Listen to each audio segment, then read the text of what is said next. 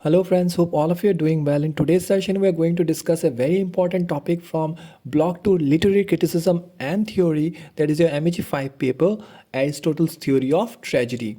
Basically, this particular topic is also included in his work Poetics. Prior to this, we have already discussed about the theory of imitation, which was a direct reply to his predecessor, that was Plato's hostility towards art.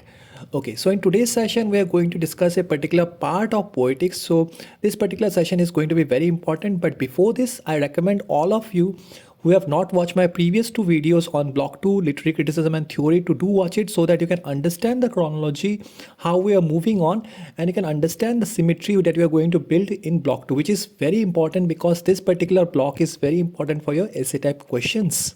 So I don't need to tell you that basically tragedy is a genre of poetry that concerns serious actions. Now, there are 6 elements of tragedy. Now, one by one, we'll understand all of them, but let us see what they are in real. So the number one is plot, which is also known as mythos. The second one is character, which is known as ethos. Next one is thought, that is known as Dianoia. Next one is language or diction, that is lexis. Then music, that is also known as Melopoiia. And then the last one is spectacle, that is oksbi.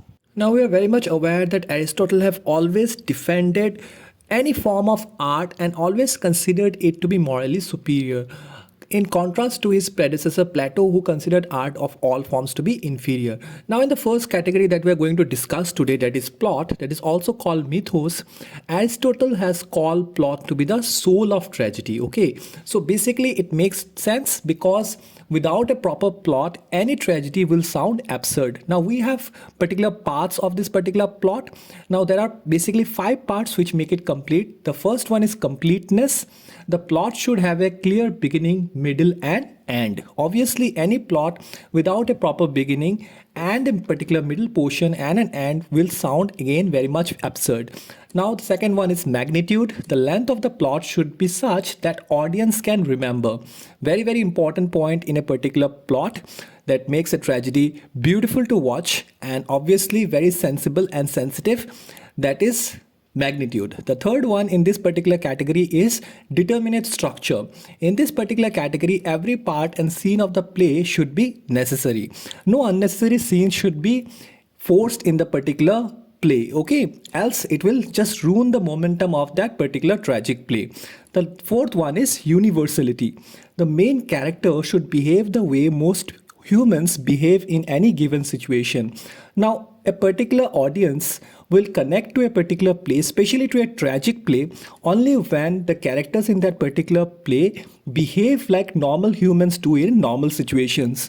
If a hypothetical situation or a forced situation is put in a particular play, it might ruin the momentum of that particular play. And the final one that makes a particular play beautiful is unity. That is, the play must have unity of time, unity of action, and unity of place. Now let us try to understand the concept of unity together. So unity of time, it means the play should represent the actions that take place for the same amount of time as the play. No lapse of time is allowed. In case of unity of action, the play should be about the action of the protagonist, and here no subplot should be allowed. In the final one, that is unity of place, the play should cover a single physical place. Geography should not be compressed. That means the stage should not represent more than one place. Now, after understanding what are the vital points that makes a tragic play more meaningful, let us see what are the main parts of plot. Now, in this regard, the first one is astonishment. Now, when I say astonishment, it represents the action that inspires pity and fear in readers, or in our case, it might be viewers as well. The scene of suffering is called pathos. We'll come to that part later on. It is destructive and painful actions such as death, wounding, bodily agony, etc. So what you need to understand is that the first important part of a particular plot or mythos is astonishment. The second one in this regard is anagnosis. Now in this particular category, moment of discovery should be there. Recognition of a part, act, or identity of a person. Now you might remember this in the particular play that is Hamlet. Now in case of Hamlet, Hamlet Jr. discovers that his father was murdered. So in this case, a moment of discovery was shown. So that makes the play very beautiful and meaningful as well for the viewers. Now the last one in this regard is peripecia. Now this means that reversal of situation, opposite goal is achieved. Alright. Now in this case again I want to bring the reference of the play of Hamlet.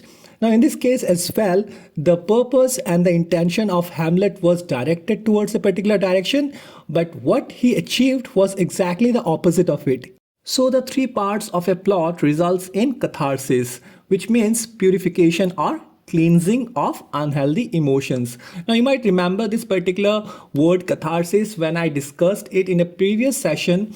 I just mentioned it actually in poetics. That means when I was talking about poetics, which is a work of Aristotle, I said that there are basically four important things in poetics, and one of those was catharsis. Now we understand what catharsis means. These three points that I've mentioned, which are the main parts of a plot or mythos, that is astonishment, anagnosis and peripecia, come together and results in catharsis, which means purification or cleansing of unhealthy emotions. It is an aesthetic experience. Tragedy results in catharsis by inspiring pity and fear. Now imagine yourself reading a tragic play or watching it in theater. Now what results in us is pity. Okay, pity for the protagonist of course, and fear for the antagonist of the play. Now according to Aristotle, there are two types of plots. Number one, simple plot. Now in case of simple plot, it does not have anagnosis and peripecia. In case of complex plot, it contains both anagnosis and peripecia. By this we understand that astonishment is the vital part of a particular plot or mythos. Now let us come to the second element of tragedy, that is character or ethos. Now obviously plot is important for a tragic play, but without proper characterization a tragic play can be incomplete. So let us see what can be the characteristics of a hero. So a hero must have high status in society. As for example, in case of Hamlet, he was the prince, he was having a high status in society. Number two, must be good. His goodness should reflect in his speeches. Again, I'll try to bring the reference of Hamlet so that you can remember this particular point and obviously answer it properly. And it doesn't matter even if you give the example of Hamlet here, of course. All that matters is that you remember the answer. All right. Number three, must be true to life. Now all these points you can relate to Hamlet and can remember it. Why I'm bringing the reference of Hamlet again and again? Because you have it in your first year syllabus. All right. So again, the fourth point, hero's action should be consistent. Like in case of Hamlet, what he was consistently trying to achieve his goal. And the fifth one is hamartia, that is the tragic flow. It's very, very important. Sometimes short note directly comes on hamartia, which I'll discuss in a different session. But as of now, let us understand what is hamartia in very short manner and a discrete manner. It means error of judgment made accidentally. The hero must have one tragic flow that will result in his downfall. The same thing happened with Hamlet. If you remember the particular play, it's very beautiful. Yes, he committed a lot of mistakes. He was morally right. He was having high status in society. His goodness was reflected in his speeches. He was true to his life and his actions were consistent as well. But eventually he committed some mistakes. There were some flaws in his actions which resulted in his downfall. So the third element of tragedy is thought. That means Dianoia. This means the inner questioning that goes on in the mind of the character which makes him choose one way or another. It is very vital in case of plays. The thought plays a crucial role for a character, especially for the heroes or the protagonists, to pursue a particular action. The fourth element of tragedy is language or diction, that is also known as lexis. Now it implies spoken word that comes natural in natural conversational speech, or sung word, sung by chorus. Now in case if you have not or you're not aware, this type of plays are usually done in two manners. That means two type of ways are used to express the emotion. One is spoken words which are said by the characters, of course, and in the natural conversational speech. And the second one is chorus, that is the sung words. You might remember the case of Murder at the Cathedral by Eliot, where the chorus played a vital role in the introduction of the particular work. All right. Now, in case of diction, it helps the audience to understand what is command, a statement, a prayer, a question, and an answer. So, it again plays a very vital role to communicate with the audience in the beginning or in the middle. So, the fourth element of tragedy, what you need to remember is language or diction, that is lexis, which includes two parts. One is spoken word and another is sung word. So, the fifth element of tragedy is music, that is Melopoiia. The Greek chorus used a wide variety of tunes and melodies to evoke powerful emotions and poignant memories. Music beautified and intensified tragedy. Now, you can imagine going into a theater and just watching the play without any music. Yes, you will be convinced, but you have to accept that music does beautifies a particular play. It adds meaning. When a sad music is being played, suppose if the protagonist dies and a sad music is played in the background, you will be able to connect to that particular play more thoroughly. Okay, so that is why it is said that music can beautify a particular play or a tragedy, and it intensifies the concept of tragedy.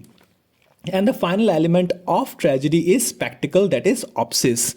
Now, everything visual in theater, such as formation of dancers in the chorus, the costumes, movements, gestures, and the hand signs of actors, it is basically stage scenery, and this is called spectacle or oksbi. So this is the video, guys. I hope you had an insight regarding Aristotle's theory of tragedy. Basically, we have discussed the 6 elements of tragedy in a very brief and discrete manner so that you can attempt it in a essay type question in your exams. In case if you have any other difficulty in understanding this particular session, do feel free to comment in the comment section. And yes, do not forget to watch our previous 2 sessions on Plato's hostility towards art and the following one, which I covered yesterday or day before yesterday, that was Aristotle's theory of imitation. Both the theories and both the sessions will give you a lot of perspective regarding understanding this particular lecture. So do not forget to watch it, and yes, do consider to join our social community pages as well, and the links that I have pinned in the description. Do consider to watch those videos as well. There are some beautiful narrations of some beautiful stories based on love, sacrifice, time travel, and much more. I hope you like those as well. Till we meet next time, God bless you and thank you all.